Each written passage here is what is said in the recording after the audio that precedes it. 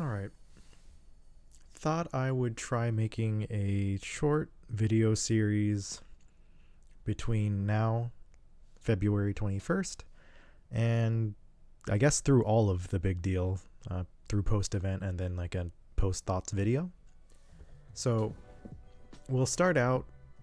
Today's video really has no direction. I just have a few tabs up on my screen and am completely ad-libbing it, so expect there to be a lot of random pauses, uhs, those sort of things. I don't really feel like editing this, so feel free to skip around as you want based on what you see on the screen or what I'm talking about for this one.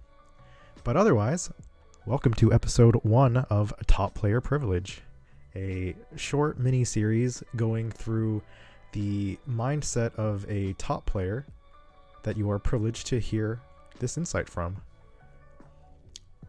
Alright, so the big deal is going to be March 28th through 30th, and this is what I think is the first major DDR World Tournament in the US since its release, so very exciting times. Looking through the attendees for this is basically the first thing you want to do as a competitor, just to get a feel for how the competition will be. So already I'm seeing a bunch of names I recognize as like legitimate DDR players. And when I say legitimate in this case, I'm coming from the mindset that I am an ITG player here. And if I happen to be good at a number of DDR songs, that is purely based on them being easy enough for an ITG main to just randomly pick up.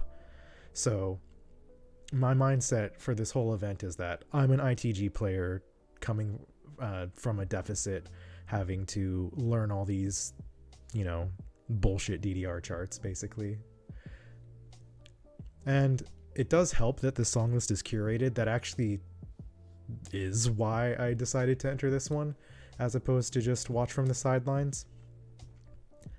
And with that in mind, the whole qualifying mindset I'm going to have here is try and maximize my placement for the qualifying set this is my mindset here, to quote unquote artificially place myself above where I consider like real DDR players like J-Boy, Kitsune, Nobar Ben, Spug, Sunny, Jag, like all these people. The main goal is to qualify above people who are actually better than me at the game, holistically speaking, who know the charts. If I matched up against them, I have a very high chance of winning, unless the entire draw just happens to be all songs I know, which for DDR is very, very unlikely. And me knowing a song on DDR at this point, not being active since around the 2019 timeframe, I think a lot of people forget that if you're not constantly keeping up with charts, then you can actually forget about them over time.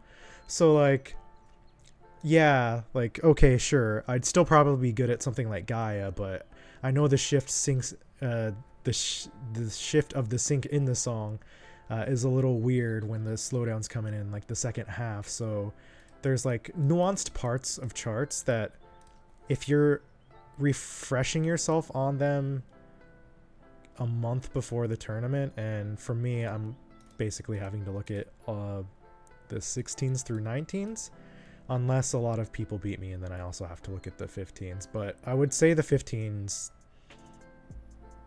from what I'm glancing right now, I know the majority of them already, so it would just be learning the few I've never really seen, like, yeah, I don't know what that is at all. I never learned Anti-Anthem.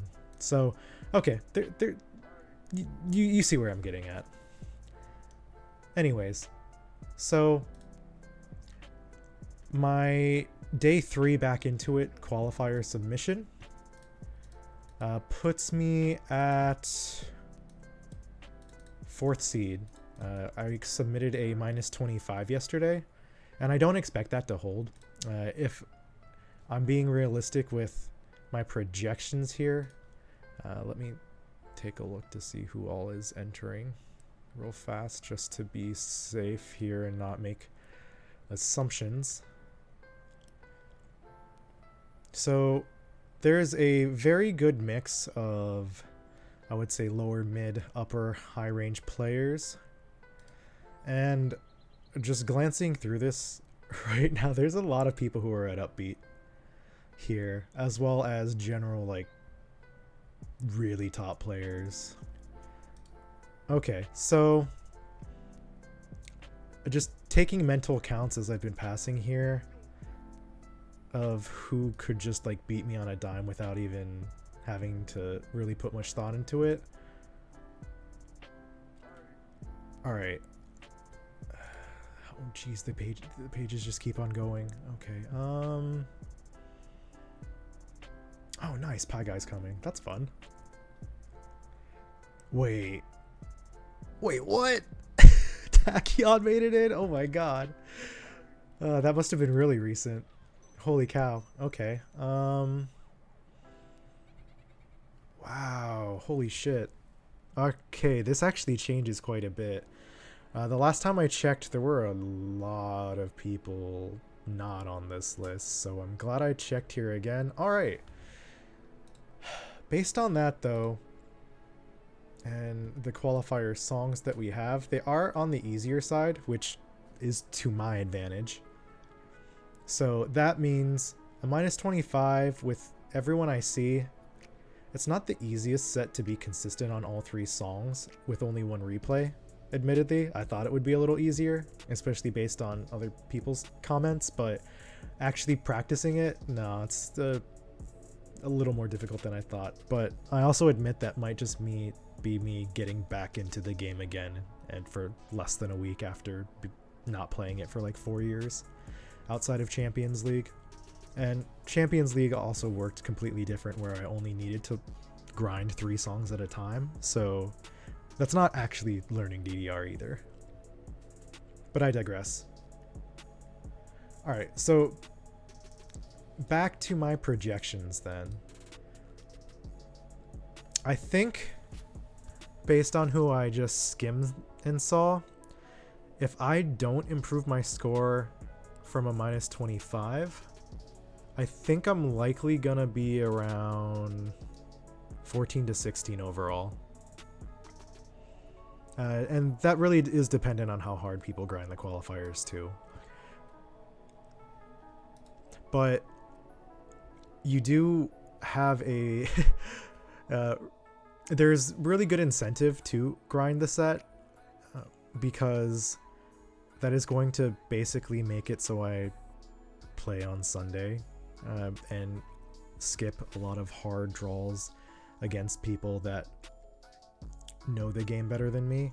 So I hate to say I'm just like gaming the system, but I mean, if you're a truly competitive player, you kind of look at the nuances of the rules, what you can get away with, within the bounds to not be an asshole, obviously. But if you're truly competitive about something, you have the mindset that you want to win. And while I don't have the mindset of wanting to win the event, DDR is my shit talking game, so have to at least get to my minimum viable placement to be able to shit talk people.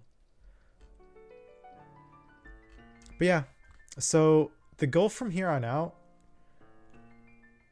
is going to be using the Discord resources we have.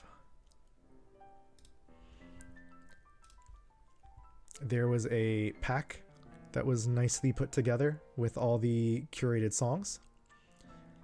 And then additionally,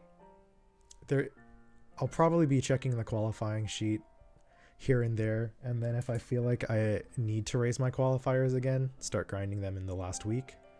Otherwise, I feel that I'm at such a deficit for not having played the game in so long. And when I say haven't played the game, like I don't actively go out of my way to watch DDR charts on YouTube, like USIN charts, anything like that, unless I'm like, oh, I've heard a lot of people talking about this one random chart, and then I'll like watch it once and then forget about it. So as someone who wants to generally do well at tournaments, there's a lot of nuance into what goes into tournament performance when you have super high standards of yourself. And maybe I don't even need these standards for myself because I know I'm not even in the same tier of player in DDR compared to ITG. Like, this is self-proclaimed like top ITG head-to-head competitive player, but I feel like it's slightly justified making that claim since I did place top 4 in almost every event I went to last year, including winning one of them. So I would say I have a competitive mindset is more or less what I'm getting at here. Not trying to like brag or say I'm like definitively better than everyone.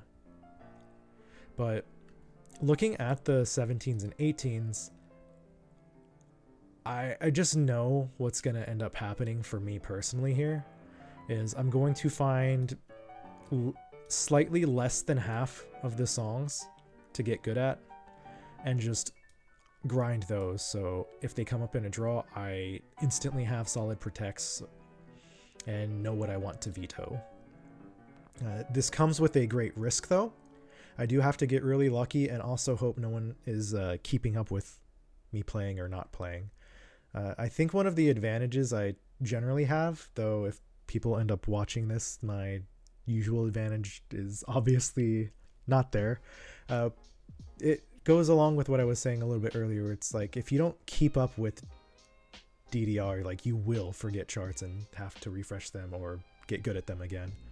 So the whole thing behind people thinking I'm better than I am is my perception that people just think I know more charts than I do.